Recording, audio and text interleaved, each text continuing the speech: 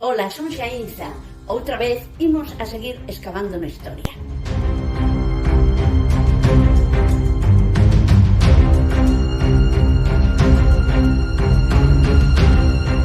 Na cidade de Lugo construíuse unha gran muralla no século IV e esta muralla era necesaria porque había moitos roubos, moito bandolerismo ao final xa do Imperio Romano. A muralla consérvase na actualidade, é a única romana que se conserva completa, rodeando todo o casco histórico, o casco vello de Lugo.